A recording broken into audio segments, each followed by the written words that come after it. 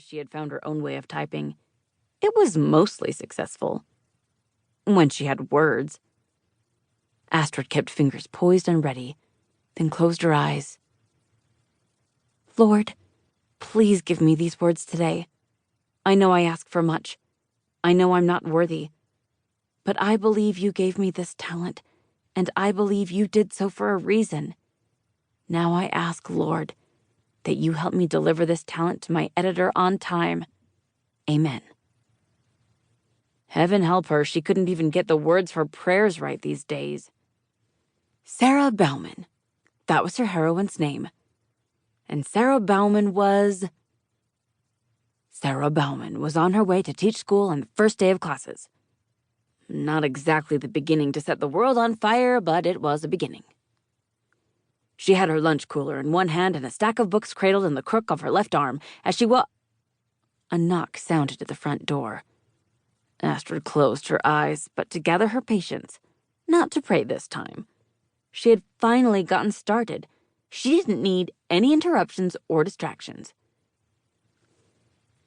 As she walked toward the tiny one-room schoolhouse just off Dandelion Lane, 3 of her more rambunctious male students passed her. Not that she knew them. This was her first day as a teacher. Astrid stopped. That was dumb. She backspaced until she got to Dandelion Lane once again.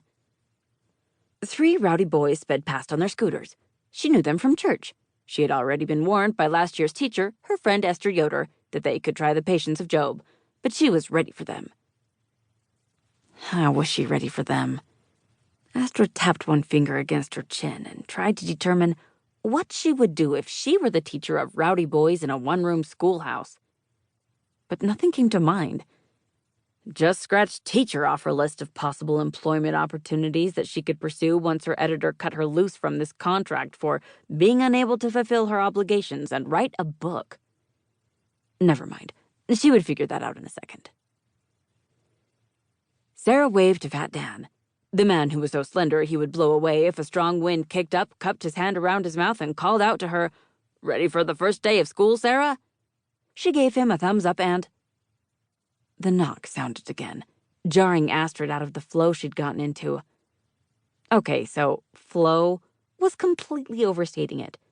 But it was a trickle, and she needed it. And she was not getting up to answer the door when she knew it wasn't for her. Jessie! She had heard her brother come into the house not too long ago. At the time, she had suspected he was getting a snack or something to drink, and that he would soon be headed back out to his workshop. But seeing as how whoever was knocking was at the door of the house, it stood to reason he was not in his workshop. She listened for a moment, but Jessie didn't respond. Not that that was saying much. If he was in the kitchen scrounging around for something to eat, then perhaps his mouth was full of last night's ham. Either way, it wasn't her concern. Whoever was at the door wasn't there for her. Astrid turned her attention back to Sarah and the first day of school. She couldn't let herself get distracted.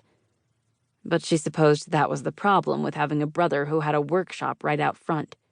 If no one answered the door to his shop, they came straight to the house.